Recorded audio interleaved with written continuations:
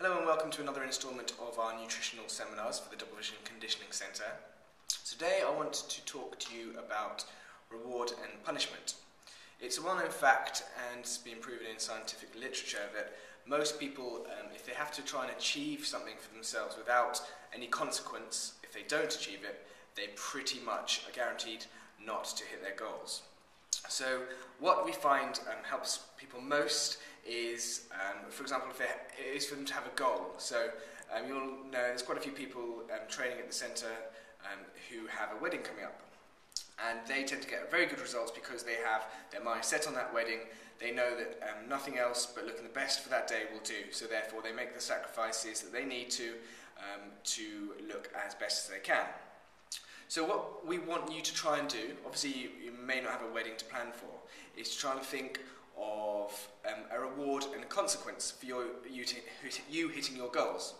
So your goal might be to lose a stone, and we'd like you to think of a reward that you will allow yourself, that's out of the norm, if you or when you hit that goal. It may well be a nice meal with your partner somewhere, or a little mini break away. I personally reward myself with a sports massage if I hit one of my personal goals.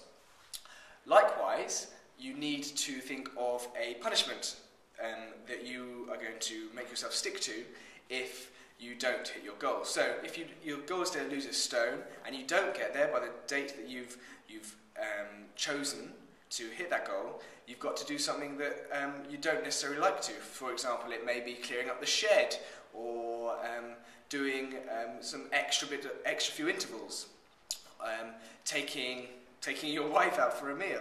Any one of these horrible tasks that you don't want to do but have to do if you don't get your goal. And it has to be something you'll stick to, something you don't want to do.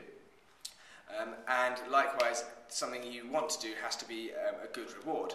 So, for this next week, I want you to think of what you're going to reward yourself with when you hit your goal. And obviously, you've probably chosen your goal and you know what your goal is in your head, but probably it's always good to reassert that.